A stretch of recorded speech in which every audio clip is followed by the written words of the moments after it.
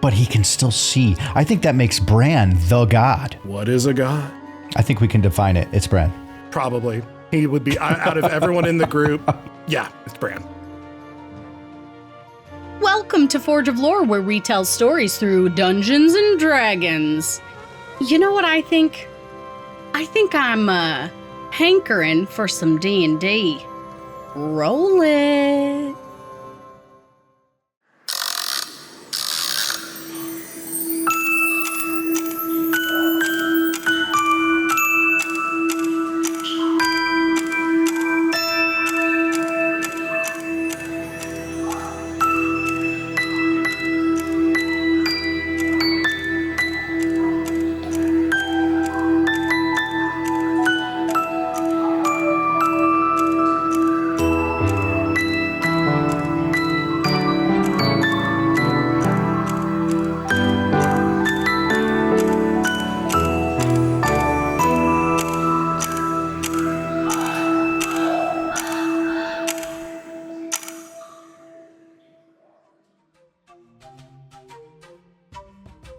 Remember when you had some crazy dreams aboard a ship in a newly discovered realm?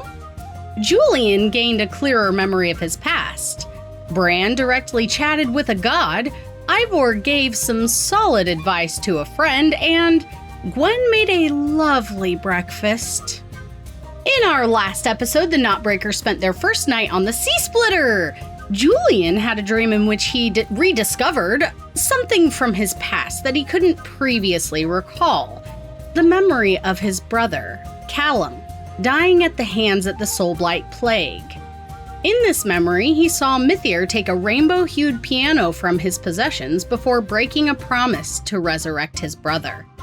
Meanwhile, Bran had been experiencing a vision in which he saw Phelon's return to the cairn after the rest of them had disappeared. He discovered that she and Glimmer were still alive and that the gods were coming for them. After this vision, he was approached by the supposedly only remaining deity in Cruinneog, a woman going by the name of Anya. She told him that the Knotbreakers were nearing the Tanthiral territory, Bran's ancestral home. In the morning, Gwen made breakfast for the entire crew and sent out a prayer to the gods. Anya came to her as well, confirming the existence of the deity and the plight of Cruinneog. After a heartfelt conversation between Ivor and Aisling, the Knotbreakers charted a course for the nearest Jeck statue. I apologize for the pronunciation in the last episode. I got it wrong. Jeck statue, only losing an hour of travel to see it. Bran spied a magical cone emitting foundational essence that seemed to originate from somewhere deep below. Both Bran and Gwen were able to discern that the statue may have had some sort of connection to Grania, one of the false gods from Melandria, furthering the mystery. With their observations complete, the crew decided to move in the direction of another statue reported further west on their way to the Tanthiral territory. And that is where our story continues. So before we jump back into it, I want to address a thing that happened in our last episode that I did not realize at the time what Tyler's question was. He was asking if magic seemed to behave any differently around the statue. And Bran, when you cast that spell, you found that it seemed to have that same sort of weird resistance. It didn't seem to go off any easier or any harder than what you've experienced so far. So it's difficult to tell if the magic is any different at all around this statue. Okay. So, the Sea Splitter cuts through the loch, the waters crashing loudly against her wooden planks. The suns have fully set for the night, and stars twinkle brilliantly above your heads. Blaney, the captain, has mentioned that you have about 6 hours until you reach the next Jeck statue. Would anyone like to do a watch, or would you like to take a long rest? Any conversations you want to have? I would love a watch with either Aisling or Julie. You're very quiet. How about Gwen. both? Hello? You're there. It's just very very quiet. Interesting. Okay. You want to watch with who? With either Aisling or Julian. How about both? You can totally do both. Sure, why not? Fuck it. It's a party. We ball. All right. So I will be the third wheel, and I will ruin it. Good. That's what the cuck chair's for. All right. What are we, 5 minutes in already mentioned a cuck chair? Nailed it. Let's go. D&D. Yeah, this is par for the course. So go ahead and give me a perception check, Julian and Gwen. Okie dokie. Sorry about the loud roll. That sucked. We got That's to a get 10. you a dice box. Yeah. 10. And Gwen, what did you get? Only a 13. Not that great. Not that high. Aisling got a 13 as well, twinning. So as you guys begin your watch, most of the rest of the crew seem to either unroll bedrolls or sort of stay around the tables, kind of giving everyone as much space as possible. They seem to have sort of reserved the bunks for your party. So anyone who is resting, you're more than welcome to use the bunks. But yeah, go ahead and begin your watch. Still very soft. Is your physical? No, it's not. I hear you okay now. Yeah, nothing seem has okay now. changed since. Yeah. Yeah. I don't know if it was just the he's distance. just very soft compared to everyone else to me. Ray's always a little softer. Yeah, you're barely at the bottom of yellow. But that's okay. Okay. I think you sound pretty normal right now. I wonder, because you were kind of leaning back a little bit and just kind of talking soft. Hello, so that might have been all. Maybe. Who knows? Anyway, so I am just kind of like plucking on the lyre, just like kind of like trying to come up with something.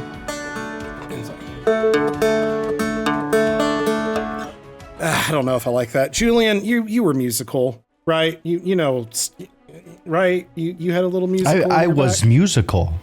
Yeah. Like, yeah, I guess I was from what I've read. I'm not really musical anymore. I have not even been able to recreate that. I don't know what the heck that was about. But apparently, according to all of the legends that there are about me, I am musical. Yes, that's correct. I mean, there was that time that you sort of died in Port Eckney and appeared with a piano.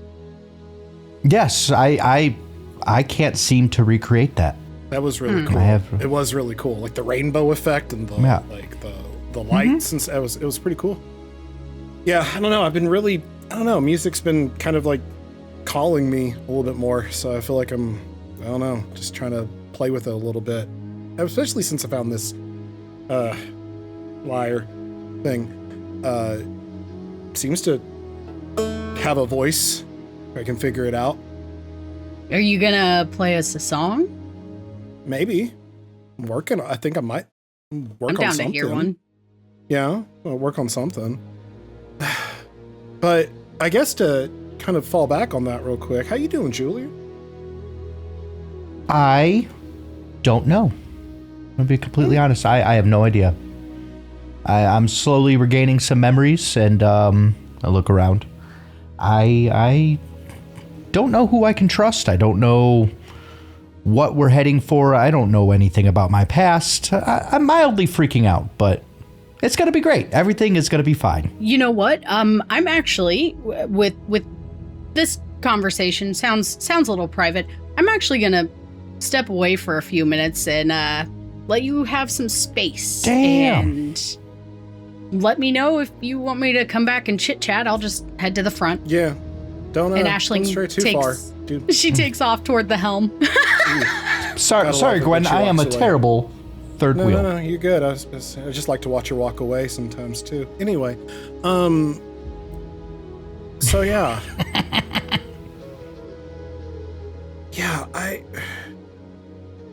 Have you felt different here?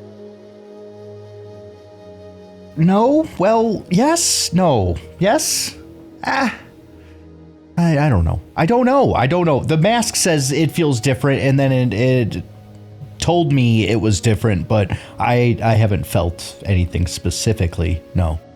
You know, again, I kind of like look at my body and kind of pull my hair, and again, it's like, I don't feel different either. Mm-hmm. And yet, I don't even know what this is. I don't even know what this is. Like, are you kidding me? I mean, it's kind of cool and fabulous, but like, the fuck? The fuck? I dig it. It's pretty dope. I don't know. It was kind of interesting to, God, I feel like you're the only person that can actually kind of relate to this, right? Like a god or some other powerful being kind of causing change in your life that you have absolutely no control over. And they apparently know so much more, but they won't tell you anything because, oh no, can't handle that. Oh, knowledge is a burden. We can't dare share our infinite wisdom with you. We got to give it to you in little breadcrumbs that they like to taunt. Maybe I'm. Yeah, is it? I understand. Is it like a tease? Is it just a riddle for them? Is it a game, or do they? Yeah. Can they really not tell us too much? I don't understand because, like, again, like maybe I'm crazy. You know, it could be, but I don't know. Gods are just creatures, beings like us. They think they have to feel something. They get angry, obviously. We've seen Mithir rage out. We've seen, you know, acts of affection between Grania and Bran, like in terms of like apparently saving him. So like they obviously feel, they obviously and again, we know that they were human, at least Melandria's sake. So it's like, I never understand what this thing is with people with power that like to restrict it on purpose and only choose to use it whenever they feel like it. I think that's a good term, people with power. I don't know if I would call whoever we're talking to necessarily gods, because gods are what? Almost omnipotent. They know all, they are all, they plan all, they are. I mean, when they have feelings and they're bringing emotions into it, I don't see a god being biased, in my opinion. I guess that just determines on like what is a god, right? That's a whole philosophical debate right there. Like, to an ant, I am a god. Fireball, right? Their whole world is done. I mean, I'm gonna lean in a little bit. I mean, like, we're doing magic and stuff here that these people have never seen before in their life. Like, if we're not careful, they'll start building statues of us because they'll be like, oh my gosh, look at these people. There probably is one of Julian somewhere. There's paintings of you. You had tapestries. Yeah. You're literally being highlighted in history as like, whoa, you stopped to... But I gotta ask real quick. And again, I know my brain's all over the place tonight. I feel like I've, one, not been drinking enough. Two, all the new information. How is it like, gosh, like I don't know a lot about my past apparently. And again, I've got to experience it and I have memories, but you're living it through like in a completely different lens. Like you're kind of like to have your own emotions tied into memory, but then not having said memories. Like I know you confessed to us like with Callum, like when you first saw him, but like, how is that even like okay, so I guess we'll connect two questions together. You asked me how this place is different. Previously, when I was seeing memories or had minor glimpses into my past, they would be almost watching a movie where I don't necessarily have any personal emotions in the matter. I'm just watching something happen. I was like, oh, I guess I did that. Cool. Mm-hmm. The memories that I have seen while being here, which I haven't really told any about because I haven't processed them, they are coming with emotions. Anger, vengeance, betrayal, sadness, loss, happiness, relief. A lot is happening, and I don't know. I don't know. I don't know how to handle it, to be frank. No, I can't even imagine, especially to have the emotion associated as well. Like you're literally getting blasted with the empathy beam. Yeah, and then the mask is like, ha, ha, ha, ha. How does that feel, Julian? I don't appreciate that. I feel like your Do you mask, feel different, Julian? Yeah, God, it is I feel like your mask and that little voice you hear is a bigger player than we probably realize. I don't know, man. I feel like ever since we've been here, though, like, it does feel wrong, but also right. It feels good and bad. It's everything happening, all these emotions, like we're scrying on a demon dragon that was supposed to be dead, right? Mm-hmm. And apparently he's got some mother figure being like, it's okay, baby. It's all right. It's okay. We're here. It's all going to be okay. She's on her way. Like, what is that? What the fuck is that? What the fuck is that? I don't know. I can't connect the dots yet. I feel like every answer we find. I was under the presumption that when my brother, I thought, had died, that is when I lost all my memories and got this mask. Right. I don't think that's true anymore.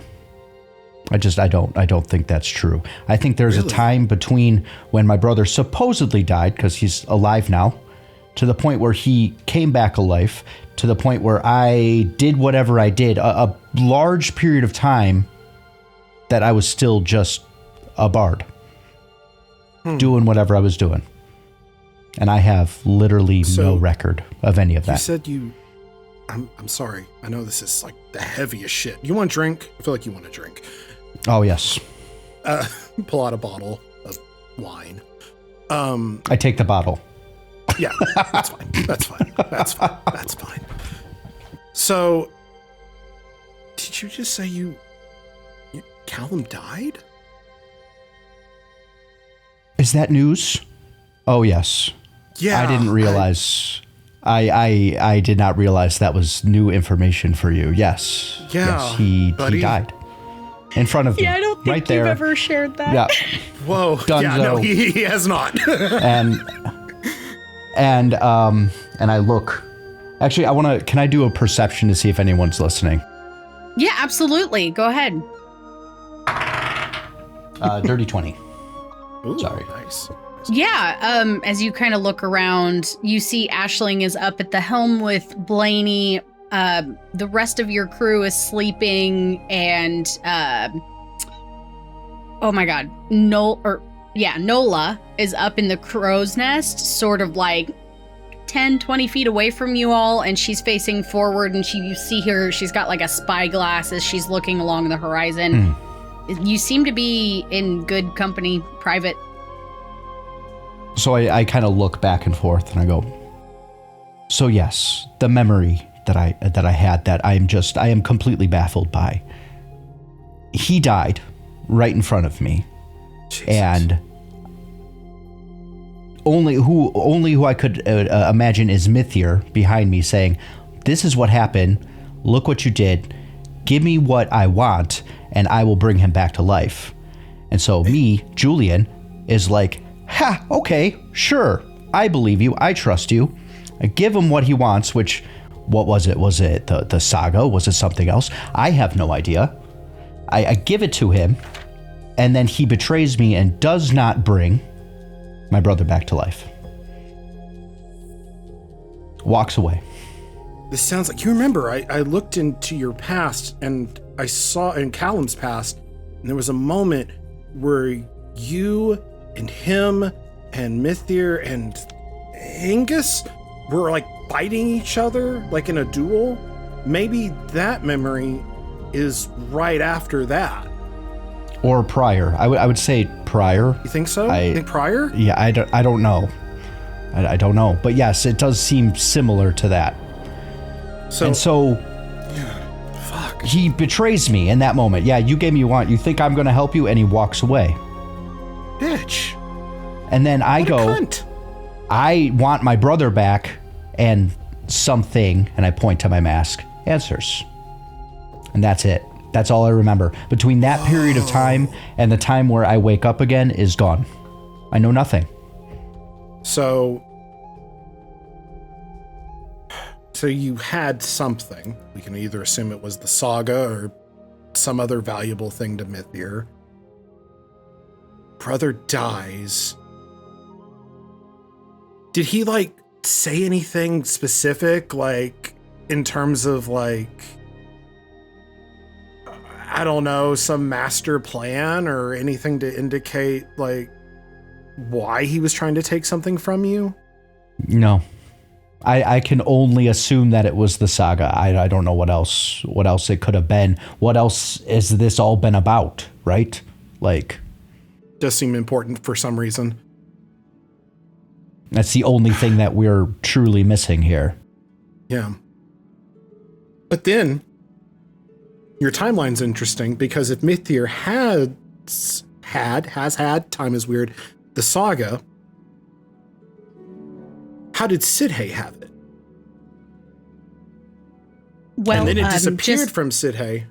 A table talk here.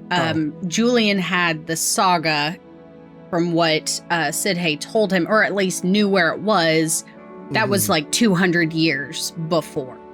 Right. So that's that's where I'm like, so obviously this book, right, has some sort of mind of its own, or at least has some, because if it can disappear from Sidhe's hands, and so why did he need to grab it from you specifically? Because I wasn't giving it to him. That was what the fight was about. It seemed like he wanted it, and I was like, no. And apparently he could not take it from me. And it took my brother dying for them to get it from me, with agreement that he broke. Interesting. Tragic. And honestly, I already hated Mithir, but literally, fuck. And he just was so nonchalant when we met him in that cavern. He even like touched my mask. The balls, the legitimate balls on him to be able to do that. I mean, balls / cowardice, because again, it seems like he's the type that's like a control freak. Like he's got to have his like eyes and ears and everything. Oh, many talents. Oh, the god of many talents. Like, you know, that seems to be his whole shtick. So it seems like if one thing throws that off, he just hyper focuses on that, and you were definitely that thing that threw it all off. So we're going to do it again. We are. I'm very curious, though, how it all connects, because I do think, again, the goal is to bring Melandria back and reconnect everything. I feel like we're missing one big step before that. And yes, probably have to fight Demon Dragon Daddy, whatever the fuck his name is, but no, like, legitimately, like, there's gonna be another, like, I don't even know how to describe it. Another drop, if you will. The shoe's got to fall. There's one more thing, I feel like, that once we figure it out, once it happens, maybe we get to the tribe, maybe talk to the druids, get to the garden, whatever the hell, blow the horn, face the horde, whatever the thousands of prophecies that we've had at this point. Well, it's got to mean something. Everyone that we have met since we have been together and has known me has said, I have had a plan. I had a plan this whole time, but they couldn't tell me about it. Mm-hmm. Right? So between the time where my brother died, came back to life, however long it was, we came up with this master plan that we're still enacting. Right. And if someone is not telling us what the plan is, does that make us pawns? Does that make us just someone's kind of like pointing us in the direction? Why can't we know? This goes all the way back to Zenerva Mack and fucking all the other members of the group. Like, God damn it, I have so many names in my head. Boiling. The Boiling, thank you. The Boiling, like, apparently before Mithir even did whatever the fuck it is, everyone got together and was like, yo, this guy's a piece of shit, right? Right. We can't let him do what he's going to do, right? Right. Okay, well, we need a backup plan to get out of this eventually, right? Right. Oh, it's going to take us thousands of years and we're all going to be sad and it's all going to be, and like, if we're so smart, why couldn't we have set ourselves up for just a little bit more success? Or at least knowledge. Or leave a little bit better of breadcrumbs, a trail for us to follow. I want you we're grasping at. I feel like we're just grasping at straws. I want you to know something, though. Just because you're getting memories back and you're associating new emotions with them and processing, that doesn't change the Julian that I know. That doesn't change the Julian that has been with us, fought with us, bled with us, drank with us. And I don't want you to feel like you owe anything to the past you or even the future you. What matters is the you now. And as someone who has lived their entire lives hiding most of the parts of themselves and running away from that, I do want you to know that no matter what memories you may get back, it's not going to change my opinion of you. And I don't think it'll change the group's either. Well, I appreciate that. You kind of are awesome. You're kind of awesome, Julian. I don't know. You got that it factor, baby. It's just, you know. So, the way I see it right now, I only owe one thing, and that is revenge. A quick, swift kick in the ass to Mythir. Oh no, I cannot wait until the moment that Mythir is like crying and like having, no, my plan, no, this was everything to me. I worked so hard. This is going to be so good. It's going to feel Mythir, so good. If you do this for me, I'll let you have your plan back. Just kidding. Step, yes. step. Yeah, step. Oh, God. Well, I hope I manifest that for you. I manifest that for all of us. I hope it's like, I heard about this one guy, this old politician, like hundreds of years ago that was really, really unpopular. And his entire cabinet turned on him and like stabbed him all together because they were like, fuck this dude. Like, I feel like we need that type of moment where literally like Mythir's on the ground, everyone's stabbing him. All of a sudden, like Angus walks up, it's like, you too, Angus? Yeah! It's gonna be like, it's gonna be a whole thing. It's gonna be a whole thing. Et tu, Angus? Exactly. That's better. That's better words for it. But yeah. So, hey man, I know we're all going through it. Trust me, I'm going through it. I think you're going through it. Bran, he's definitely going through it. He doesn't have eyes. But he can still see. I think that makes Bran the god. Possibly. But again, as I mentioned earlier in this conversation, what is a god? I think we can define it. It's Bran. Probably. He would be, out of everyone in the group, yeah, it's Bran. Well, definitely. 1000%. Well, dude, listen to me. I love him so much, okay? I love him so much. He is literally, I think, probably the best of all of us. So it seems a lot of terrible things have happened to him, and he seems to continue with a positive attitude. It's a beautiful thing. I think that's the ultimate power versus any of us and what we can do. Ivor, he's the bravest person I've ever met. Like, my man literally looked at a impossible odds and said, bring it on. Like, what are you going to do with that? I think we all have our part to play. I think we all, in both this life and the previous ones, knew we needed each other.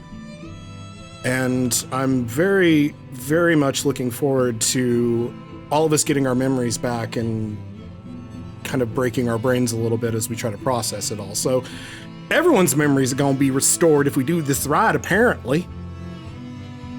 That's true. And that would be fantastic. Vindication! Vindication! And I chugged the Ashlyn, get over here. We're done with the heavy stuff. Okay. So Ashlyn kind of perks up. What? Yep, what? And she walks over to the two of you. We are drinking heavily. I am just feeling it, and you two got to get it on. So I'm gonna go to bed. What? I don't know what you're. Bye, Julian. Bye. Good night. So I stumble away into the darkness. Darkness. He just leaves the ship. He's walking on water like the peacekeeper. Funny as Well, that's uncomfortable. How are you? Oh, good. He's going through it. I think we're all going through it. I think that's fair to say. I think everybody's going through it. Ivor's definitely going through it with this whole ocean thing. He is not happy. But you know what? He is not. The son of a bitch is doing it. Yeah, I think we all know that we're in that point where however uncomfortable it may be, we gotta kind of fight through it, so... Yep, yay. We're gonna make it happen, whatever it is. Can I ask you a question? Of course. Do I look okay? I don't know if this is apparently new. Yeah, this is apparently me, and I don't. Yeah. Let me tell you, I struggle with not I don't find myself genuinely attracted to people most of the time. It's not really a thing I've ever been into. This it's hot, for lack of a better word. God. Never thought I'd use that word. Yeah. The eyes, my gods, you are a true sight to behold, and I mean that as the largest compliment I can possibly fathom. I feel, even though this is apparently me, it still feels foreign. You know? It's new. Sometimes we kind of slip into ourselves without even realizing it. I mean, yours is obviously more literal than others, but yeah. Yeah. It's a good look. Thank you. I'm very curious what it all means. I still have no freaking clue.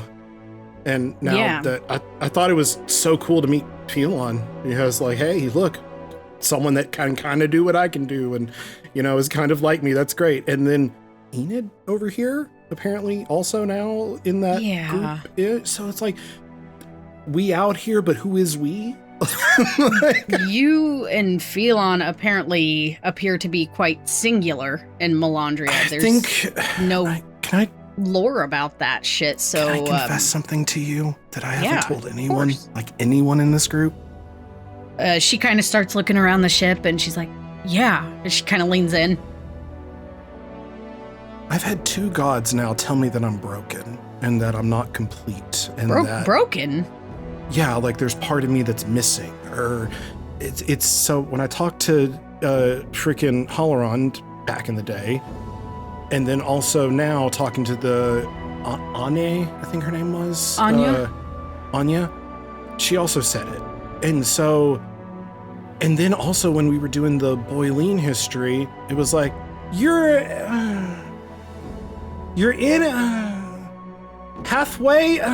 So I don't know if there's more to me that I just don't know about, or if it's hidden away, or I don't know what it means. I don't know what it means. And it's been gnawing at me just a bit. Well, that is interesting. I mean, I wouldn't refer to Holleron as a god necessarily, but I see your point.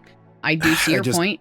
It sounds like Anya leans more toward being a god. Either way, I'm not sure what you could be missing. I don't know either. I feel like I'm great. So like, what else?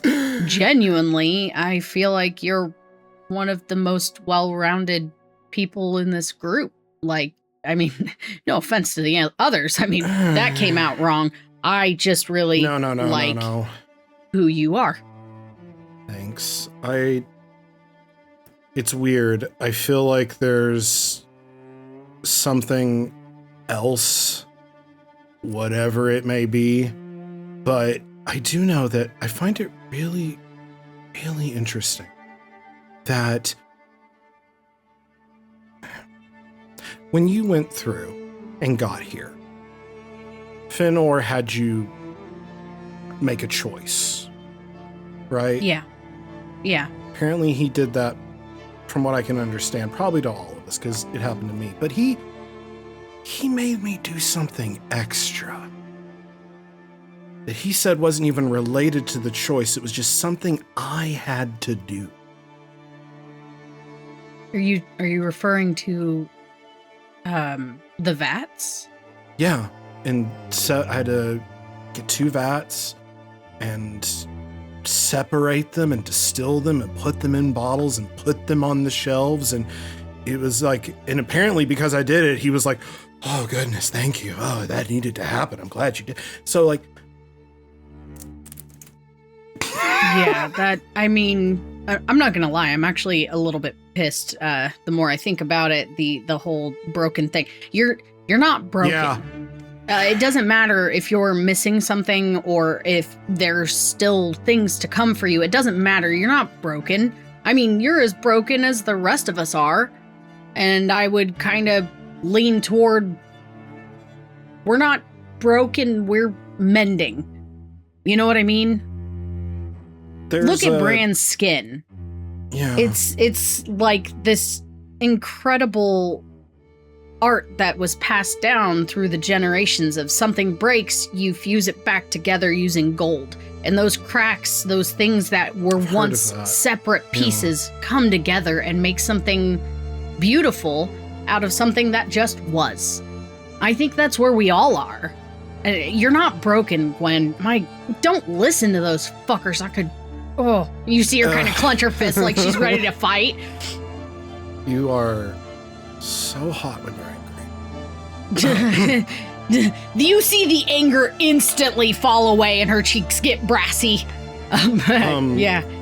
Yeah, I really wish we weren't on this boat because I would totally rock it with you right now. Yeah, there's not a lot of privacy here. No, there's not. Not at all. Not at all. But just know that I would so bad. Just know that right now in this moment. Awesome. I wouldn't say no. Yep, cool. Glad that we can now sit in that tension for a bit. I'm going to go to bed and not sleep. All right, me too. Good night. Good night. And she kind of awkwardly... I'm gonna lean over, give her the gentlest peck on the forehead, and then, head off and she, freezes. She doesn't know what to do, and then as you kind of back away, she sort of, and turns and, walks away. She is just so puzzled about how to deal with you. That's right, keep walking. So, what that told you, though. Before we move on, there's one little thing I would like to address now. Julian, where do you go on the boat? I don't know. I'm too drunk. Just walking around. I drank a whole bottle of mine in a matter of 10 minutes. Awesome. Love that for you. I'm gonna say you're probably mid-boat, that sort of the more narrow area, kind of staring out at the ocean. And without realizing it, there is a presence next to you. And you hear someone say, yeah, I haven't had a chance to really talk to you yet, but you're an interesting fella. And you turn and you see Slick James. Now is a bad time. Oh, now we could try. We could try. Time. We could try. Okay. So I've had a conversation with the Radiant Willow, in which she mentioned that this, and he kind of taps on the mask a couple times. I flinch. This little thing speaks to you, and his voice gets quieter, as if he doesn't want anyone to overhear. And then it's mentioned that it was responsible for what happened to her in her childhood. It did take the blame, yes. But also that it did what it did because you told it to. Now, I am not accusing you of anything. I also know that you don't remember that time of your life. I'm not threatening, I promise. I'm not, again, accusing of anything.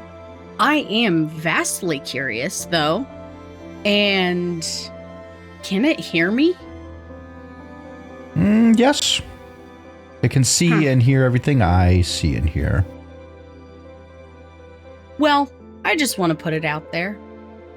When it does finally reveal this master plan, I'd love to know why it needed me and her to be together.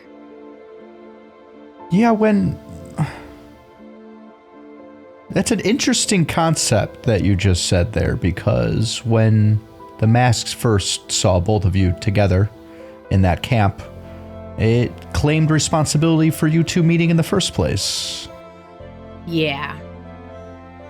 I'm starting to get the sense that you're a planner. It's not like I've known you for very long, but you're pretty quiet. And I can see how you observe everyone and everything around you.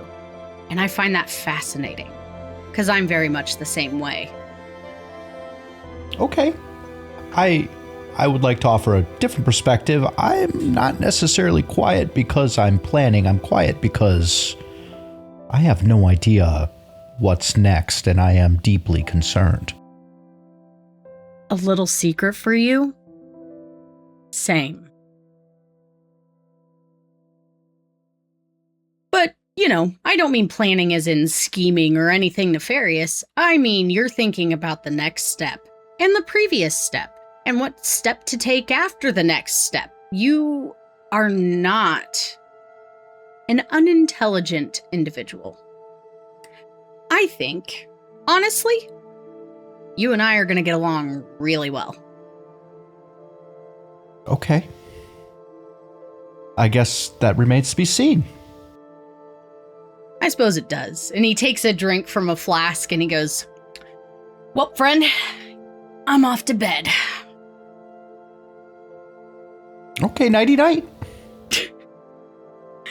And you watch him walk away toward the back. Willow is sleeping on one of the bunks and he unrolls a bedroll and just kind of right next to her. All right.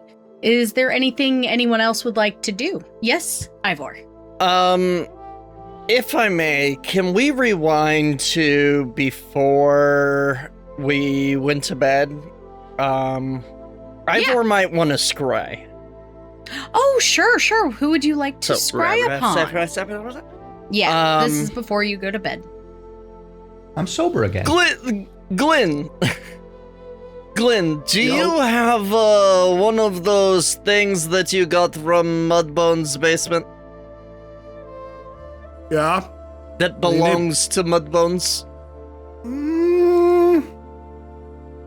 Wasn't there some sort of armor or something? Your sword belonged to Mud. Sword? Well then. Tourist. No, never mind. The sword.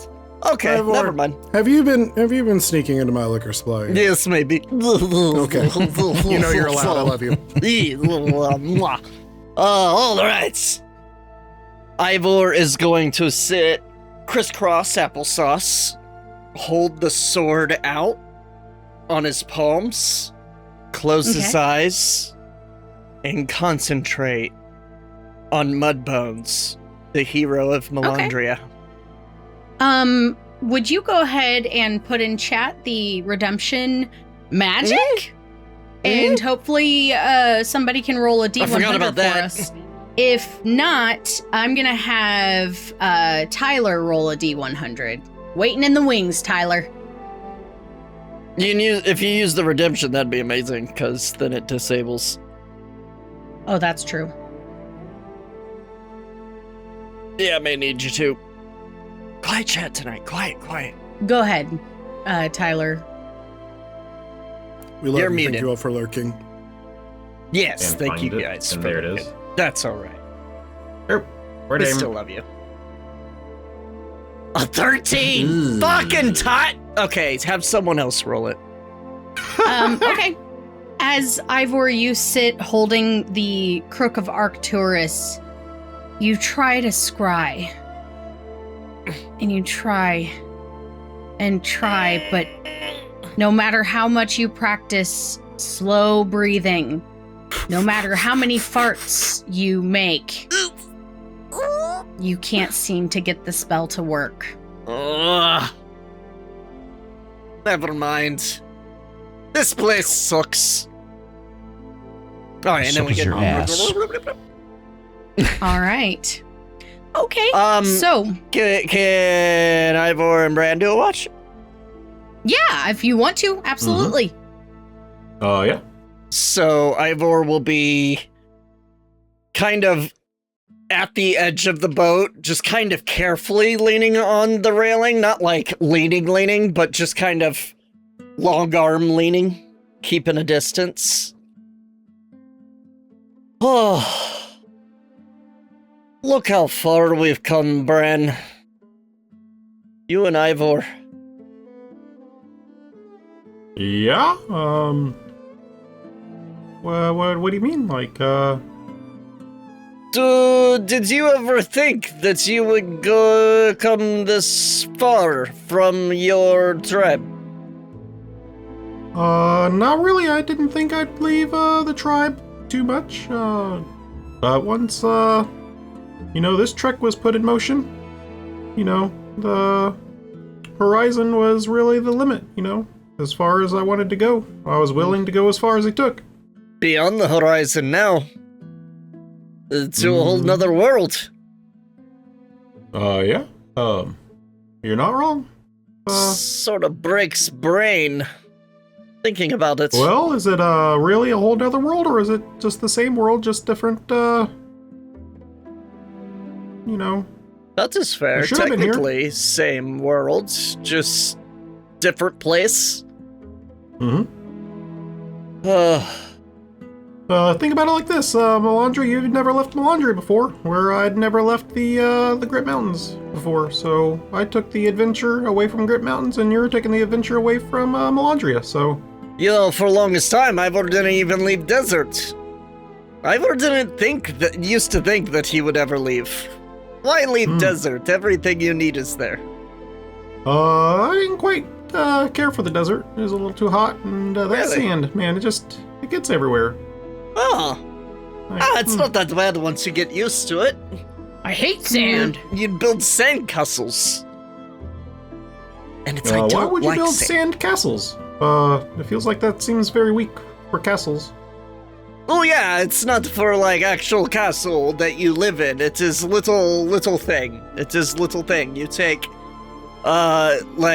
you just take sand and like you wring your sweat into the sand and then makes it like clay. And you just build little model of castle. Not whole castle, don't be silly.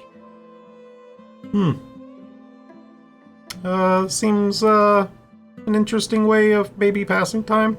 Just, not much else to do. I guess it might be helpful if you're trying to figure out where, the other, clans, homesteads are, or, trying to make out mapping and stuff. I guess that could help. Yeah, you could make little maps in there, but mostly it was fun. Sometimes when Ivor was young, he would make little castle, and then he would build it up as big as he could, and then he would stomp on it and act like giant monster. Oh, it was fun. Yeah, childish You had an interesting childhood. That is very, very true. But, when Ivor was young, he never thought he would leave desert, because, why? But then, things happen, and then... you were kind of forced to. Yeah, maybe.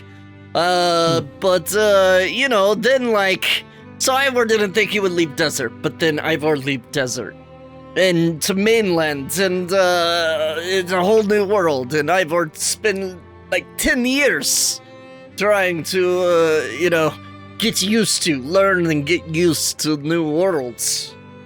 And then, just when Ivor think, wow, there is nothing left, this is everything, this is so much, there's even more world. You know what that means to me? What?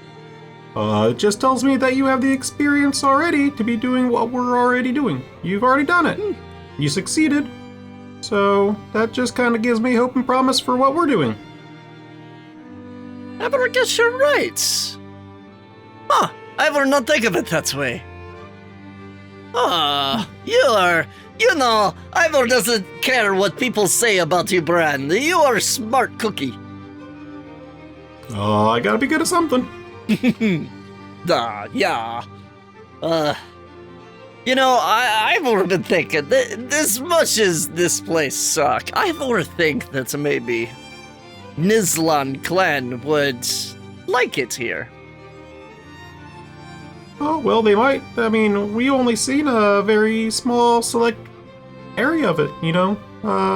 Might be different once we get to where we're going. And, I mean, it can't all be doom and gloom. I mean, this water's nice, the forest, the trees, and, you know, outside of that shadowy, like, creature and the threat of Riknar, but, you know, the magic's a little weird, but, you know, we're breathing, we're healthy now, or at least we're alive now. But everything could be a lot worse. That is true. You know, with the magic being weird, that would not affect... Nizlan would not care. They were not fans of magic anyway. That is part of why they, you know, not so much like Ivor. Well, that's kind of the same with my clan. They didn't really know what to do with me once the magic started kind of coming in, and... Oh, yeah. They were more afraid or just didn't understand. It's, they kind of just acted as if it didn't exist. That is... Nizlan did not act like it didn't exist, it just act like, oh, magic, it is stupid, you punch instead, it is dumb. But, yeah, you know, maybe your clan would like it here too. Well, maybe, but, you know, one thing I've noticed, between the stories of, well, you guys have been telling me and me, it's like, you gotta embrace who you are and what you can do. It doesn't matter what someone tells you can or can't do, you gotta be yourself and just roll into it, you know? The more you fight it, the more you're gonna struggle. It seems like every time someone's embraced their change, it's been for the good. That's a good point. Again, very smart, Bran. Yeah, I foresee you. I see you too.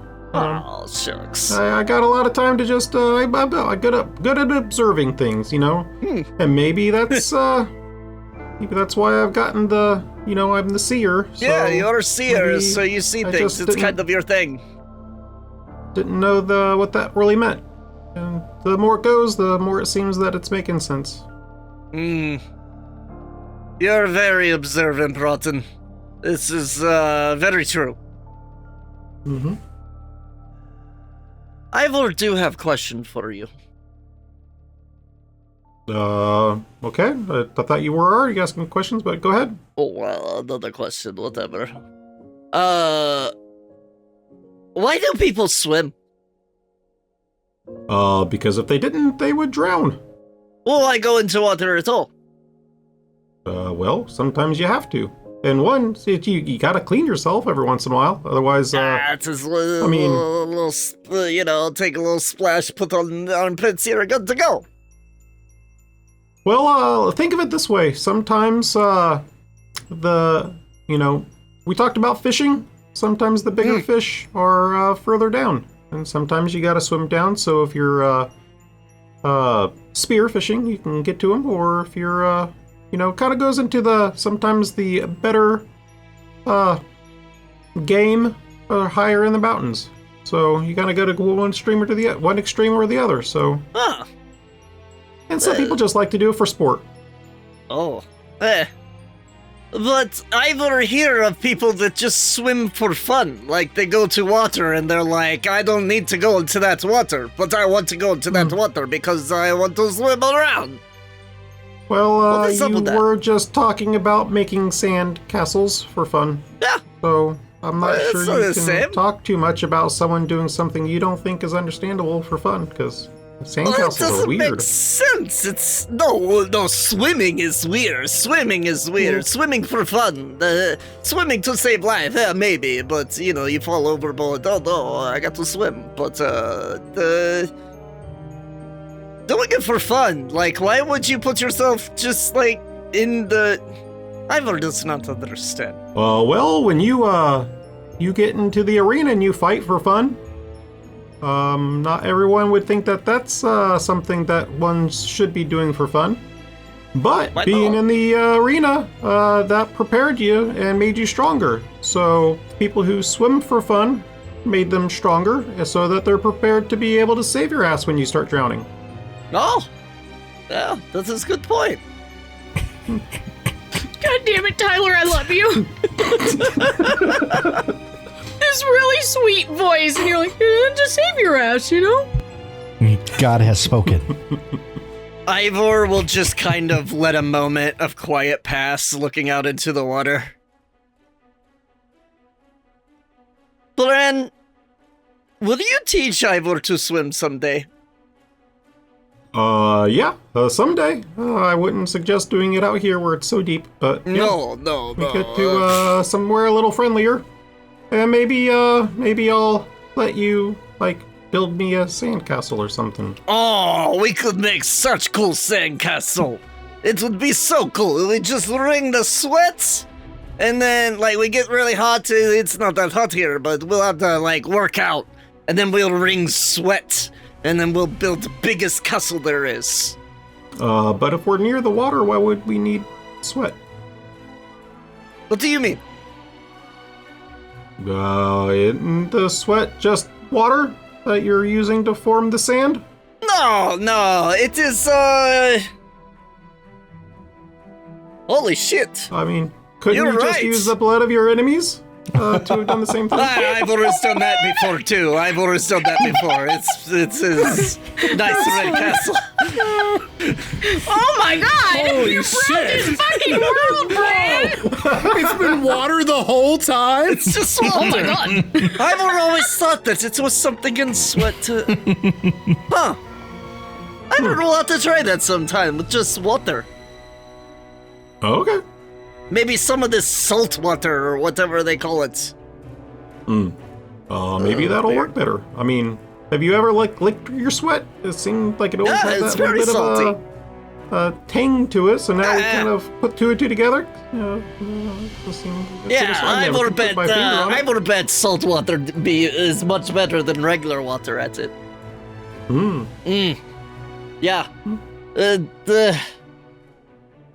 Yeah. Someday we'll make sandcastle and swim. Sounds like a good vacation. Yeah.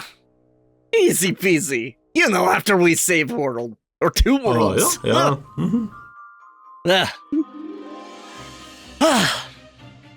Well, as you continue your watch, you're looking out onto the vast expanse of the ocean. Ivor is tied to the mast, of course. You do finally see, you've been watching Nola atop the crow's nest, and she's got a spyglass out, and you do hear her go, I see it. I see the Jack statue. Oh! Okay. Is it still night? It is still very much night. The moon Okay. is up, and it is a waxing gibbous. Singular moon. One moon. Okay. Yes. And after Nola mentions this, that kind of gets the rest of the crew who are awake up, and they start to wake up the others. So anyone who was sleeping or meditating, you're more than welcome to join for this next part. So, as Elise kind of goes through the water, she's approaching the statue at a very steady pace. It was rapid at first, but is slowing down very gradually. Her head peeks up occasionally to catch a glimpse of the world above before she delves back into the frothy waves. Now, ahead, you see the stone structure coming into view along with something else. Something you didn't really anticipate. And Nola, again, with the spyglass up to her eyes, she says, there is a boat near the statue. There is more than one boat? Why? It is not a ship. It is a small boat. I don't know how to make clearer. How far away? Anyone saying anything? Or? Can I smaller fly than this up? boat? Can I fly up to her, Yeah. or climb up to her and be like, "Do you mind if I take a look through the spyglass?" Oh, sure. And she hands How it to far you. away is it? Thank you. Right now, Fireball. it's probably about 100 feet away. Fireball. Okay, Don't fireball! maybe. Can I perception check to look? Yeah, and see if there's absolutely. anything? Hey, that's within Eldritch Blast range. Just saying. Blast. Listen, we don't react to everything with violence. Last time we did that, we ate a god. I will allow you to cast guidance. Thank you. Do we need magic? I rolled it. Oh, okay, sweet. All right, so it's 26. Okay, Steve, go ahead and roll a D100 for me. 26. That is a great perception check. So through the spyglass, it's a little dirty, a little filmy on the lens, but you manage to kind of clean it off a little bit. You can make out a few details. The boat is very small. It looks like maybe 1 to 2 person kind of vessel. Very, very small. It is unmoving next to the statue. It's probably 15-ish feet from the statue. It seems to be either anchored or held there somehow. You would guess by an anchor based off of what you've seen from the Jaru Muir, the sea splitter. There's a single sail that juts up from the center. It's just kind of sitting there. Hard to make out any crazy details, but the closer you get, the more you see. It does appear to be, like there's a lot of overgrowth on it. With a bit of delicacy, taking this with very serious ease, Kane, you see him dive overboard, and Elise slows down even further to where you're barely moving, and he moves ahead. And when he comes back, he's like, "It is a small boat, very small vessel. It is quite overgrown with water-faring vines, fauna, moss, mushroom. I see no harm." So, Insight. No, I'm kidding. it is anchored. So where is its original inhabitants? Maybe it's ghost boat. I did not get too close in case, but close enough to tell that no one seems to be occupying the space. Maybe they fall overboard and die and drown. Maybe. Did you said that there's like vines on it? Like it's been there for a bit? Yes, it does appear to have been there for a decent amount of time, although I cannot tell exactly how long. Shall we proceed? Yeah. Sure. All right. Ivor's not afraid of little boats. We have bigger boats. So Elise begins moving. She's still going quite slow to kind of give time in case there's anything that happens. But as you're moving, no one calls out. No one threatens. You see no lights. There's no flying arrows or cutting spears. Only the sound of the wind and the gentle current lapping at the sea splitter. But before you get there, we're going to take a quick break. Welcome back. We had ourselves a lovely break, and I hope you did too. Thank you for joining us. So, crew, as you begin to approach this boat, I'm gonna take us into Talespire. So, Steve, if you would like to do that, bring that up for the audience to see. I'm gonna have you face literally the opposite direction. And this, if I press the right magic buttons, is what you see. Oh. First of all, you, along with the crew, realize that there is a figure kneeling on the central plank of the sailboat. Their back is to you, and you glimpse a gray cloak draped over their shoulders. Some of the greenery has grown onto them, and it's the same as it's done to the boat, making it a remarkable find to spot this figure in the first place. They blend in. Now, Kane gets into the water, and you hear Enid kind of not gasp, but she goes, here? Poor guy.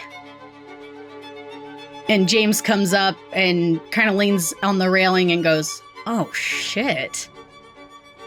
Willow goes, what in the fuck is happening? What is this? And Enid turns and goes, there is a thing that happens here. From what I understand of Melandria, it is different for you. You have a thing where you reach a certain age and people die, right? Well, Like, not really. It depends on Usually, species. I guess. Usually young in battle. Sure. I mean, But like, what yeah, elderly, James says, natural causes? Yes? mhm. It is not so here. What happens with our people depends again on their species, but they begin their journey back to the land, or what we call here, Torus Tolov. It is a journey that cannot be reversed or undone. Their time of conscious life is fleeting, and so is treasured. I'm gonna put that name in chat for you so you can see it. That's how you say Torov? Tolov. Oh, yet still. So, slowly the mind begins to wander as if through a fog, losing its sharp edge, motor skills become much more stunted, much more strained, taking more time to grasp what needs to be done. Eventually, they resist the desire to move at all, and the body begins to reconnect with the land. Naturally, plant life begins its gentle consummation, sometimes taking months, sometimes taking years, depending on the person, until there is nothing left of the tissue and bone. It is kindly, it is soft and unhurried. It is the never-ending knot of life in Cruinneog. That's as much better than getting your soul sucked out by a black demon creature. Probably. And James kind of turns to you and he's like, yeah, this is by far the weirdest thing that I've experienced here. Those from the Tanthyral who begin to succumb to this unavoidable fate tend to journey south of the den to the Valley of the Keening Hills of Loch Fuadain. When they finish their journey of life, the light really never leaves them, but they remain in the form of a sort of person-shaped foliage. The Oh my god. Turdos Tolov and the Valley of the Keening Hills are a grim sight to behold, let me tell you, as someone who is not from here. It's definitely not for the faint of heart. And Enid kind of pipes up again and she's like, no, we find the process to be beautiful. It is a closing of a chapter, a celebration of the life that once walked our lands. It is treasured.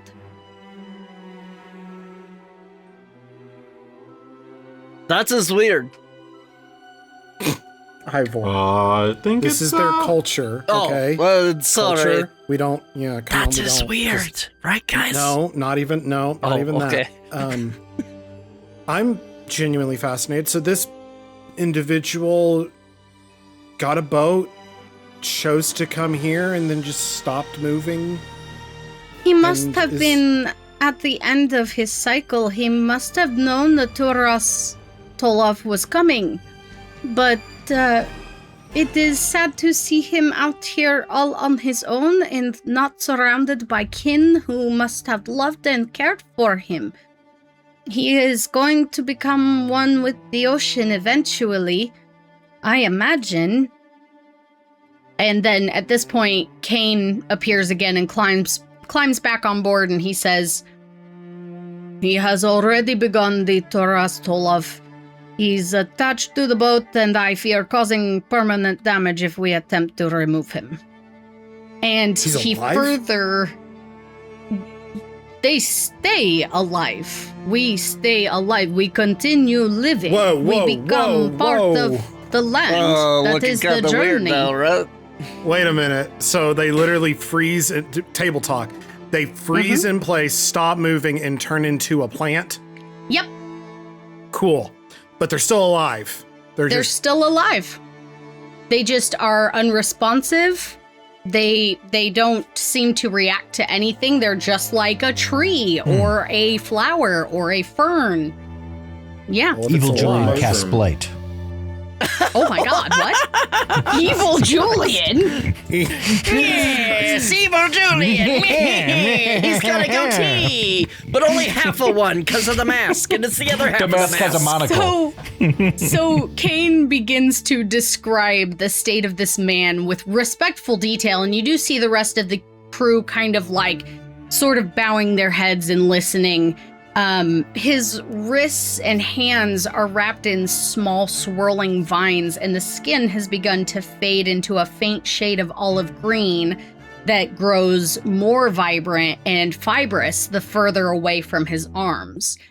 His fingers had already shifted into the greenery of the surrounding vegetation. There's small leaves expanding from the stems and reaching toward the heavens. His legs and feet have already transformed into twisted, matured brambles, flowers blossoming and thorns threatening passerby around his ankles and calves. It's like he's essentially become adhered to the ship through plant life. He is one with Cruinneog now, and his spirit will live on in the land. Yes, Bran? Looking at this and studying him and what's going on, is there anything I see as far as connection to him, the land, the statue? Go ahead and give me a perception check, please.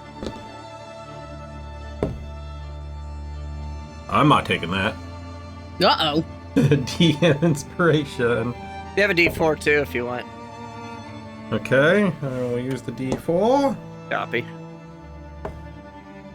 Okay, so 22. Ooh, beautiful. As you study this little boat and this man who's there, you do see, again, the cone of foundational magic around the statue, beneath the statue in the water. But looking at him and the boat, you do see hints of black and purple, which you've come to know as necromancy. And you do see shades of gray that are intertwined throughout, insinuating that there's some sort of transmutation magic happening as well. A tiny bit of yellow and gold woven throughout for divination magic. Yeah, that's pretty much what you see around this boat. Sorry, did you have a question, Ray? Yeah, so did we say that there is a connection between the statue and the dude at all?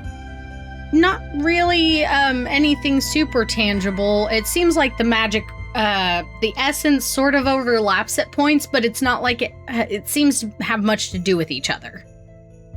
Gotcha. Can I give explain what I see to everybody, but it's more like, sounds like this transformation you guys do really feeds your soul, your body, or what magic might have been in you back into the land, and the land back into you. In a sense, you're kind of feeding each other.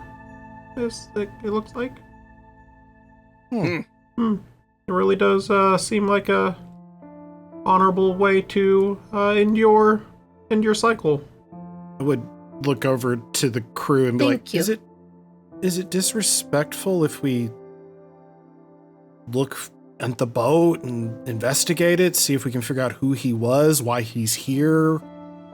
Is that disrespectful in this case? It's like basically a grave, but... As long as you don't touch the body, well, I mean, not touch, you can touch it, but Maybe perhaps try not to move it. I think no, want to that be is respectful as possible. that is fine. Yes. Is anyone good at investigating? Because I would love to stare. I would love to study him, but that's not an investigation check. So It's a good question. Let's see. It looks like I'm not. I got a +3. yeah, you all suck at investigation, yeah, but we do not have great. We don't have I a can roll it. smarty I mean, amongst us. You know, I we think do have some Willow- NPCs with us. I think Willow has good investigation. I'm so sorry, I'm trying to get to her. Nope, she does not. Oh, no. Just kidding. There's the. But perhaps, like James? Oh no, James is No? smarts is Well, not either great. way, if we can't do an investigation check normally, or if no one thinks that they can do it. I mean, you In can that do an regard. investigation with low investigation. Like, go ahead, Well, Gwen, yeah, if I you would. wanna... I would rather. Gwen would rather stare at him and try to see if I can glean some of okay. his past. If maybe. that's the case, Enid, she gets down into the water and Kane kind of ushers her across the waves and takes her over to the boat and she climbs aboard and you see her kind of moving around a little bit. And eventually she comes back and she does have a piece of paper in her hands and she goes, this was the only real thing on the boat. He did have some belongings, but I left them there. But this page, he seemed to have wrote at some point before he completely lost his facilities. And she shows it to you and you see the Ogum writing. And she says, basically, he is saying that he has enjoyed his time here and he wanted to be as close to the gods as he possibly could. While he never really believed in them, he is hoping that his journey will be important. It's very, He knew what was coming. very accepting. Right? No, I Yes. respect that, sir. I don't know if you can still hear me, but I want you to know that we respect the journey that you've been on to get you this moment. I hope that you'll allow me just a second to take part in your story, and I'll try to use the ability. All right, go ahead and roll an insight check. And That's a natural 20 on the inside. hell yeah, girl. Wow! Natural And- 20 on One the more. inside. Go ahead and give me your wait, what'd I say? It's usually perception and insight. Sorry, that's but your insight, so give me your perception now. Sorry. love it. Natural. Oh my god! Stop, another I'm one? not even joking. I'm not even joking. Another one. Another one. Guinevere. Another one. They always Guinevere, happen. look at you go. Look at you go. Damn, girl. Happen at the best moments. Come on, It's story. literally every time you do these. This is crazy. I believe you. Swear to God. I believe I you. Yeah, do. I yeah. love We you. believe you. It's just Ray nuts. doesn't lie. That's so fucking funny. Nat ones from now on. Yeah, that's fine. That's fine. Rest of the night. No, see, we're next to each other and it just balances out. I get That's how single it works. digits, and so they get all the 20s. All of them. All of them. Give me I my especially love when 20s this back. happens. Now, I love this when this happens and it's unplanned because you can tell Emmy's like, fuck. No, you're good. You're good. So as you stare at this man, your vision kind of focuses in on him, and you can see. Whoa, Locust? Who's got cicadas? Josh, can you mute? Your cicadas are going nuts. Yes, sorry about that. That's okay. You're okay. Oh That's my okay. God, That was That's just so funny. I can't It hear just them came under out of my nowhere. headphones. that is nuts. That's amazing. Sounded like it was Okay. in the room. So anyway. Yeah, I'm gonna tree You right out there. focus in and you do see just the slightest movement, as if he's still breathing, but his eyes seem distant. Again, the light is still there, but they're just not seeing. And you feel yourself being swept into this ability, this gift that you've been given, and you see dirt, darkness. You can smell the scent of soil and fire, but not like crazy fire, like a candle burning. And you look around and you see your mother, and she's got a cast iron pot in her hand her hands as she's bringing it into the room, and she sets it down. She gathers the bowls and spoons, and your father comes in, and they begin talking about their day and how it's just been quiet. And then you're pulled to another vision. You're still young, but you're a little older now. And you hear your brother calling, "Onwill, come on, we have to go." And you're standing outside. The sky is dark and stormy. There's wind blowing, rustling the leaves in the trees around you, the grass bending to its will. You know it's time. He's awake, and he could be here at any moment. So you turn and follow your brother back to the den. You're old now. You're staring at a figure of a woman, it looks like, who has had her own journey. She is returning to the earth. She gives you a slight smile, and you can see the veins. They look like roots now that are fully grasping her face, pulling at the wrinkles in her cheeks. And she smiles so gently. And then the ocean. You're on the ocean. And you hold a small bag in your hands. It's a little leather satchel. You feel such intense grief. And you say, "My beloved, I may be going here, but we will be one with Cruinneog. Together." And you see the statue in the distance, coming ever closer on the horizon as the waves move gently around you. You are pulled from this vision, and you find that while you don't look like him, if you choose to try to transform, you don't necessarily look like anyone specific, but you do have little vines and leaves and twigs growing out of your hands and fingers and your feet. It's like you've begun your journey. And Enid goes, Oh my God. It's all right. Are you dying? No. What? I'm good. It's fine. This man's name was Aldwin. He grew up in Cruinneog. Mother, father, brother,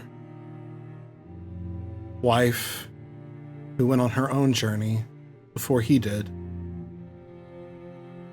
And it looks like he came here as his last bit of grief, and also acceptance of his own passing.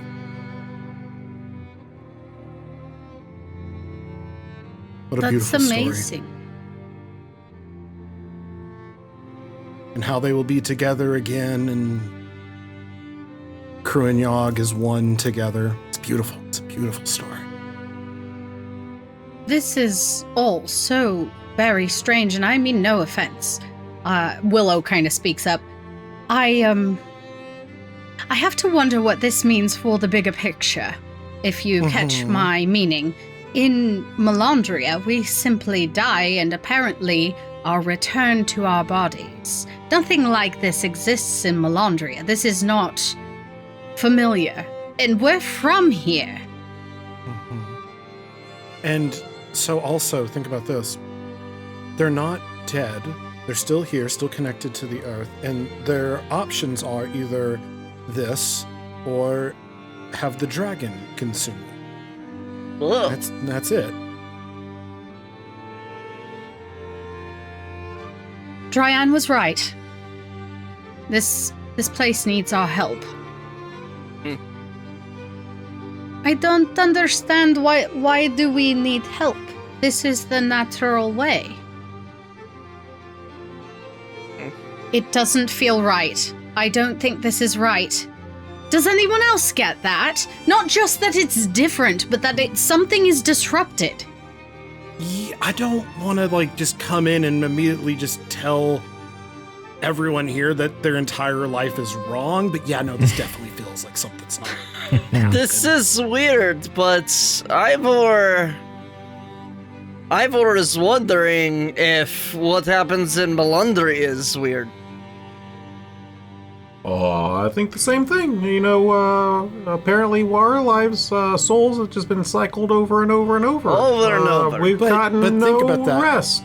But real quick, we only know that because we're us. To everyone else, you just die of old age. Like my old nun lady. God, she was so old. I thought she'd never die. And then one day she didn't wake up and there you go. So, to me, in my reference at that point, she just passed away in her sleep, and that was that. And we buried her, but that was it. There was no That makes me think of Catan, his grandmother. Yeah. How sad. Bran, with your passive perception as this conversation is going on, you notice a crow. It was resting at the base of this statue, and it hadn't been moving, easily blended into the surroundings. It abruptly turns to the sea splitter and sends out a raucous "Caw!" The crows. The bird begins flapping its wings, taking to the air as a few feathers start to fall from its wings and body. And at this seeming signal, another crow appears, as if from nowhere. Then another, and another, and another, until suddenly there are a flock of crows that are wheeling around this statue. Oh my God, shut up. In a conical formation. There we go. The statue? Yes, they are just swarming around this statue, and they appear to be coming from absolutely nowhere. They just appear. Yep. Which god is it? Fuck. Which god is it? Fuck. We didn't check which statue this was. Fuck. I will let you. Sorry, go ahead. Well, I kind of did do what I talked about seeing the guy and what was on the ship and the statue at the same time, but it was really difficult to make any discerning. It wasn't like the one that you saw the last time where you felt a connection. This one feels distant. There's no defining factors. They're not holding anything. This statue here is fully just for having a placeholder just like a there. Gray blob, right? Very undefined. There's no recognizable features, no recognizable instrument or weapon or clothes or anything to kind of give you any idea of who it actually is at this point. But the water around the base begins to bubble and churn. And on the side nearest to you, the water builds and takes the form of a whirling creature. It is made of water. Ice crystals form on its surface, and it lets out a horrifying shriek. And James, next to you all, goes, "What the fuck is that?" Oh, holy! The rest of the crew seems perplexed, and they all begin reaching for weapons in confusion. That's a bestia. The murder of crows take a turn, and they start heading toward Elise as well as the rest of the crew. They actually, I'm gonna have us all roll for initiative. So, to explain what's about to happen, the Tanthairol Leocra and Elise are going to be dealing with the crows. We are not going to put them into this battle. It would make it way too long and arduous. They're going to be dealing with those. So we have Julian, Bran, Ivor, Gwen, Aisling, and Willow who will be fighting this thing in front of you. But the watery wraith lifts its whirling arms, and you watch in horror as 4 creatures exude from the choppy waves next to it. Rippling and roiling, the giant creature spots the sea splitter and begins to advance.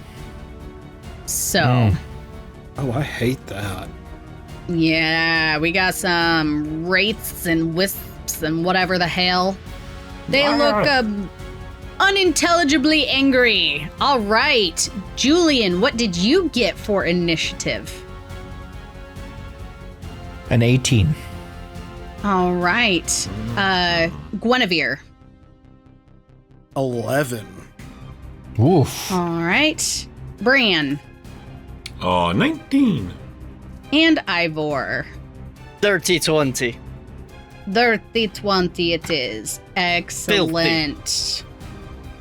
All right. So this is not a surprise round because, Bran's also got his shillelagh that would warn you, maybe, if there was approaching danger.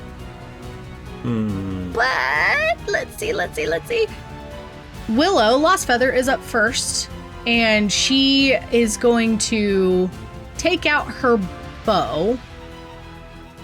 And no, you know what? Yeah. She'll take out her bow. And where are you, Willow?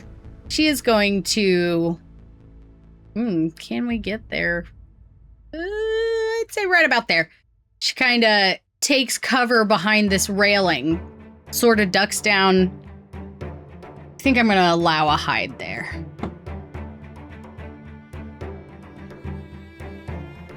Oh shit, yeah, she's stealth to fuck. Let's see. Oh, he sees her. I just rolled a natural 20, guys. That's bad news. Oh, I have a minus D4. Sure do. Okay, well, he does not see her in that case. She is gonna go ahead and shoot, patoot. That's gonna hit. It is a 28 to hit. Fuck. Sorry, I wasn't ready for myself. What? I'm always ready for you. Weak. I almost said it. What'd you almost say? I almost said giggity. I almost said Oh my it. god. I didn't want Jesus. She takes a chunk out of this guy, 26 damage to him, and you see the arrow fly through it, and the water displaces where the arrow rushes through and then quickly reforms around that spot. It shrieks. This crazy, loud, shrill shriek. Ice crystals forming around the once wound. It does seem like it hurt, but it reformed. So it's impossible to tell if it healed or if it's just the water doing its job, making the form happen. She's gonna try to hit it again. That's gonna hit another 28, but much less damage without the sneak attack.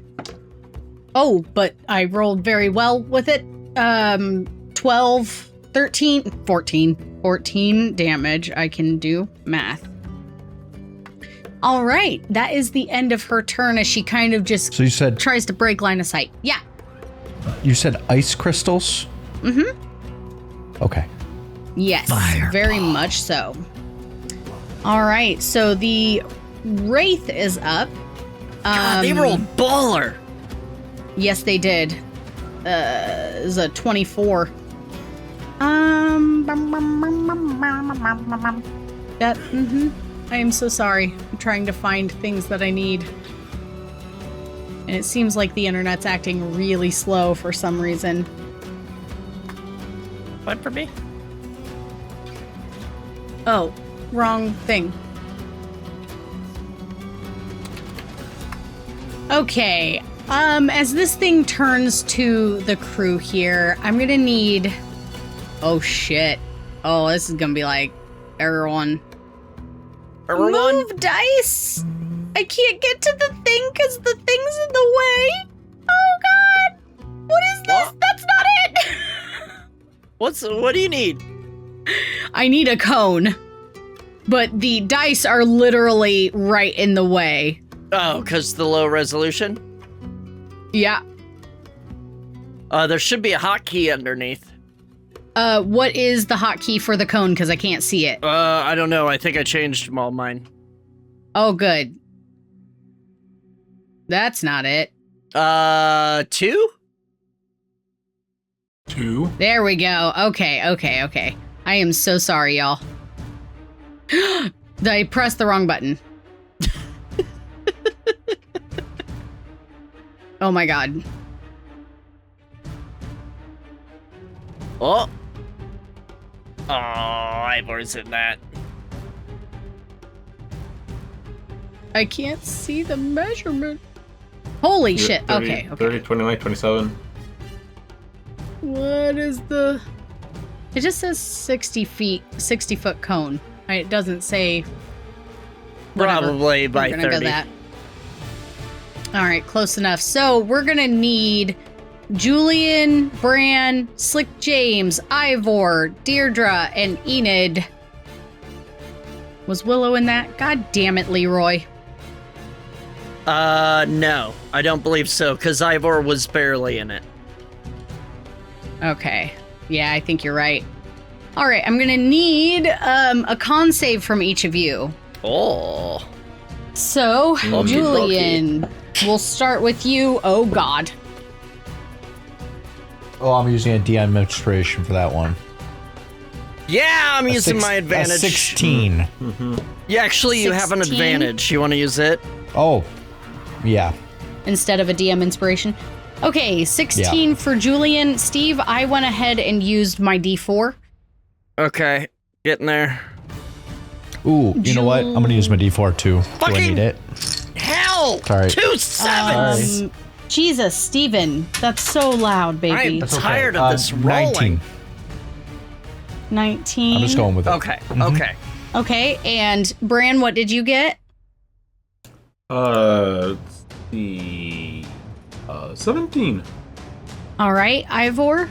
I used a DM inspiration and my advantage to get a 29. And Gwen.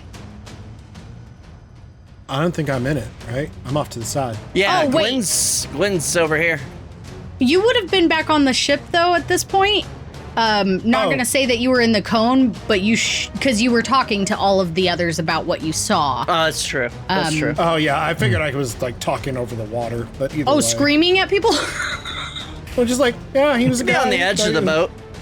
I mean, you Water don't have to travel. be in the cone, but you would probably have been on the boat at some Yeah. point. Even there, yeah, Okay. that's fine. Perfect. Okay, so if you rolled, I think all of you succeeded. Yes. However, you're gonna take some damage, and I'm very sorry. Oh. Take my D4 off. Oh, Steve, gotcha. I used it.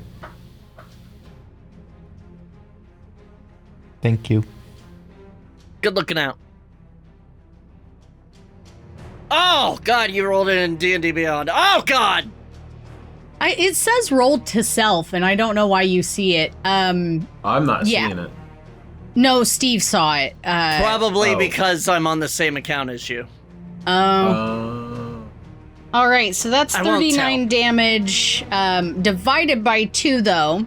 Oh, I pressed the wrong button. She only rolled 4. No, I'm just kidding. 19.5. Yeah, so you would take 19 cold damage. Bran, I believe you're resistant, so you would only take 8. 8, yeah. Sure. All right. Thank you. And Yeah. nope. Wait, wrong 9. one. Wrong one. 9. 9. 18 divided by 9. 2 is 9? 9.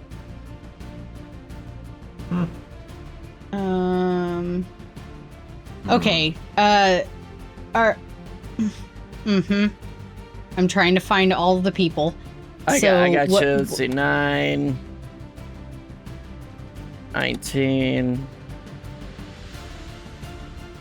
Was Sashling in there? Yeah, I'm getting there. She had regular damage. Oh. And Slick James also. Oh wait, I was gonna take him. He's not in this part. I'm sorry. Yeah. He's dealing with crows. He doesn't matter. Okay. Crows. All right. Why did? Okay. Anyway, sorry.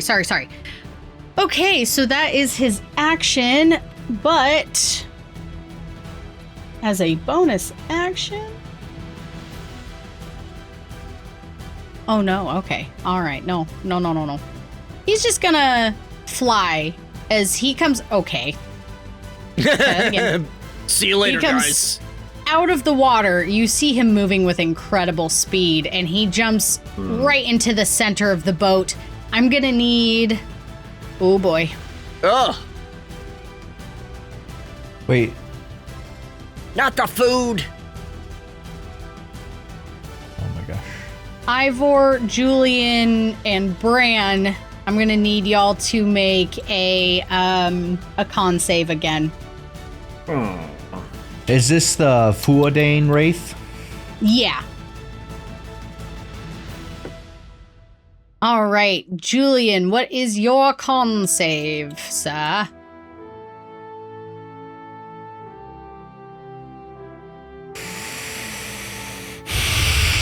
Oh no! If this last one's low, it's meant to be. Oh no! It's a 6. Okay, Oof. Bran, what did you get for a con save? Guys, Julian's dead. 19. Okay, and Ivor? That's a 23. Okay, perfect. So, here's what's gonna happen. Okay, sorry. Oh my god, I have to find the ability. Oh my god. Okay. Don't panic. You got this. I'm panicking. Well, You yeah, no, all- you should panic. You all feel frost begin to crawl along your arms and your legs, your faces, your hair. Everything becomes chilled. Being near this thing is very fucking cold. Julian, you are currently under the chilled condition. Okay. Basically, not super unique. It just means you're paralyzed Okay. until the end of your next turn. So it's not forever, but you are briefly paralyzed.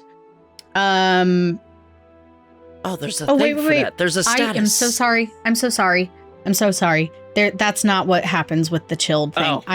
I forgot I made this up. While chilled, your speed is halved. You can't use reactions, and on your turn, you cannot make more than one attack. Okay. Okay. You want to Yeah. apply the thing to him? Oh, I can do that. But Random- all of you... Random Yeah. scary question here. If he gets wet and chilled, is that gonna make him frozen? Ooh, the cold never bothered Bran anyway, so let me just find sort Just of trying to cold. There we know- go. You're not Trying to know frozen, what but our- you be chill. No, I'm not gonna make it that complicated. Okay. All right, that is the end of his turn as he screeches in your faces. Up next is... Oh, God, really? A wisp? Okay. I'm so sorry. This is taking way fucking too long. If you could just roll worse. Don't make me feel worse than I already do. Just roll worse and I'll be happy. These things seem to move incredibly quickly. Going over to Gwen, sorry.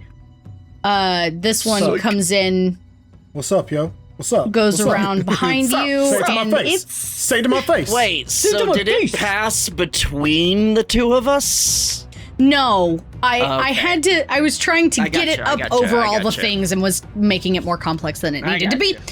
But it gets over to you. I'm going to need you to go ahead and make a con save for me as well, Gwen.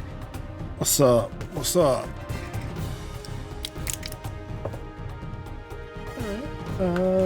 Dirty 20. All right. You are not under the chilled condition. It is going to take 2 attacks against you. Oh my god, my rolls are getting garbager. It swipes at you with the water like arm, and it goes right over your chest, splashing onto you, and you're like, oh, I got wisp in my mouth. What the fuck? But then it's gonna attack again, and this time it's a 21 to hit. Okay, that will hit. Okay. Oh god. Okay. Oh my god, I rolled 2 1s and an 8. I'm okay that's with gonna that. be 13 cold damage to you, Guinevere. Cold? I'm gonna need another con save from you. 13 cold. Another con save. Yep. Okay, not as good. That one's only 14. Okay. You did not succeed, but it just you feel the ice forming along your arms, and you feel as if you can't regain hit points until the start of the wisp's next turn. Okay. All right. Okay. So you escaped a bit of some shit there. Number 4 is up next. Oh my god. Stop it. He's gonna rush up. And they're tag teaming Gwen. Rude. So he's gonna try to swipe at you with advantage here. Oh, 27 to hit. Hits. Con save. Well, I guess actually no, since you already failed one, it doesn't matter. Oh, okay, cool. 15 cold damage. Right. And then he's gonna try to hit you again. Oh, 16 to hit. That does not hit. All right, that's the end of his turn. Up next is Ivor the Rotund. Ivor, you're probably pretty pissed. Ivor is very angry. There's plenty of shit on this ship if you want to start grabbing things and beating the shit out of these. So, this big guy, does he seem corporeal? Like... It does appear that he's corporeal enough to take damage. Yeah. He's not like wispy smoke. He's water. Okay. But yeah, you can absolutely hit this first thing. Of all, get off this boat! Ivor would like to rage. All yes, right. That is exactly what I said. Thank you. To save us on some time, I'm going to... Oh, okay. It works. Oh, sick. So chat, what, roll for Ivor. Roll on the rage table. Rage table! Quick, use the redemption. What do I do? What do I do? Help, chat, help, he's stuck. Help, chat, I'm stuck. All right, I can do it. Okay. I'm just trying to find it. Where is it? Wait, where is it? It's not in there. Oh no, it's broken. Magic. Russian roulette will work, right? Did it 'Cause enable... it's a D20. I got a 7. Okay, that works. Because it's a D20, right? Yeah, it is. Okay. I need to fix that. Note to self. You feel, okay. by the way, as you begin to rage, you feel the magic course through you, but again, your tattoos are dim. Dim. Oh. The dice some tell sad the tattoos. story. As he flexes and the tattoos light up and it's almost like they start whipping out of his skin, but they turn green into vines. Flowers and vines temporarily grow around me. How fitting. Until my rage wild. ends, the ground within 15 feet of me is difficult terrain for my enemies. Yeah! Right on! And then Ivor fly. is going. Yeah, it's kind of a shit one, but in this situation. But honestly, it's on theme. I think it's poetic. And then Ivor is going to try jumping up onto it. All right, Like go ahead. grapple. Go ahead and give me an athletics. Look, I knew baby. that's why you were asking if it was corporeal. Yep. It's like, he wants to grapple the Damn smoke Skippy monster. hippie. I'm gonna use DM inspiration. I will That say was- this it was thing doesn't alright. appear to be incredibly strong Or dexterous. or dexterous. It might be dexterous, but I'm gonna use one. Okay. That is 24. I got an 18. Ooh, good thing I used that inspiration. I had an 18 also the first time. Your arms No, I wrap had a around 19. this. Oh well. Your arms wrap around this thing, and it's like you're swimming through a really strong current, but there's substance to it, and you manage to get your hands around it. For other attack, Ivor pulls out the Crook of Arcturus and then just kind of flips it around, holding it dagger style, and like he's Yes. wrapped around its neck, and he just goes to stab into the chest. All right. Go ahead and roll your attack, baby. I don't get advantage for... No, not advantage for grapple. Nope. Oh, Banu, yeah. I don't know why it enabled the magic, but whatever. That's so weird. DM inspiration for that natural one? We're using them inspirations tonight, baby. Yeah, I know. It's because I'm rolling. That's why I'm using them. So... Only when it doesn't matter do you roll real 23 to hit. 23 absolutely hits. Ow! Go ahead and roll your damage. What are you hitting with? The Crook of Arcturus. Okay, so it is magical. Yes. Yeah. Go ahead and roll your damage. It's one-handed technically because I'm grappling, so that's a D8. Bran just looks up and goes, Ivor, you're doing it. You're swimming. Oh, thanks, Banu. Let me add that real quick. Ooh, hero point. Nice. Okay, so 8, 9, 10, 11, 12, 13, 14, 15, 16, 17, including rage damage. Woof. Nice. All right. Get a bolt! Wait, well, let's Ivor off first. That is Ivor's turn. with you. Not like this. Not like this! That is All Ivor's right. Bran, you are up, buddy. Well, I'm seeing this thing, I'm seeing the cold, and I'm going to, firebolt. Cantrip. Ow! Okay. Let me just go ahead and roll to see if it works. It absolutely goes off. Go ahead, Bran, do your cantrip. Are you aiming for big boy? Yeah. 21. Is To it hit.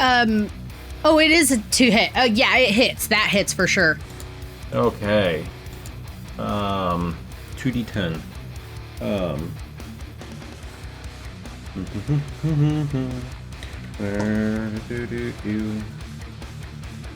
That's 10.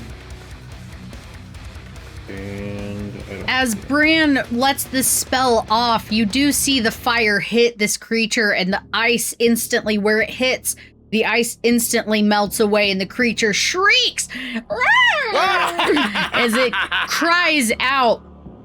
Clearly, this hurt. Oh, yeah. Where am I at here? Found the button. 8. Ooh, okay. 8 damage. That's cantrip. It does seem to do a bit more damage than you would have expected. All right. When you perform this act, as a reaction, the creature. Okay, who is within 10 feet of this thing? Ivoris! Julian is. He can't take a reaction to do anything.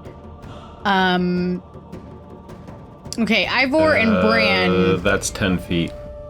I'm gonna need a dexterity save from you. Ooh. Even better. Oh, and sorry, Julian, you as well. Kinda. Dexterity save. Oh, ha, ha, ha. All right, Ivor, what did you get? Ivor got 19 plus 4, 23. All right, Bran, what'd you get? 15.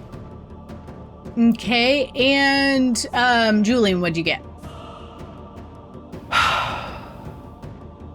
A 3. Oh, Julian, sweetie. And luckily, this one isn't as big of an issue. Roll a death The save. dice gods hate me today.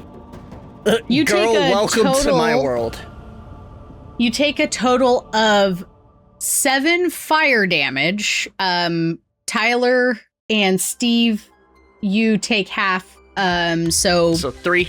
3. And Fire.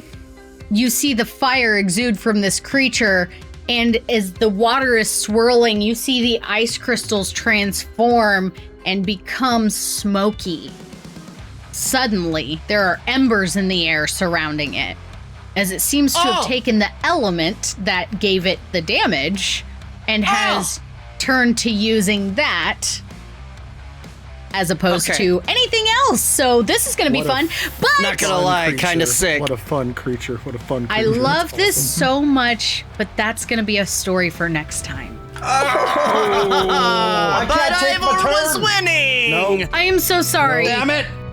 We're going over a little bit. We went a little bit longer than normal, which I'm enjoying, but also it's getting late. Yeah. Oh, jeez. Oh yeah. my god. How are we doing, y'all? Ooh, boy. Ivor is boy. fighting. It is distracting him from being surrounded by water. Oh yeah, Ivor, you're on fire now. No, I'm kidding. Damn right. I have a guess ish of maybe which god it is, but I can't Ooh. confirm. Oh, I can't confirm or deny. Mm-hmm. But anyway, thank you all so much for being here. I had a good time. I hope you did as well. And until next time, folks, you know what I'm going to say. Slancha. Sure. Salancha.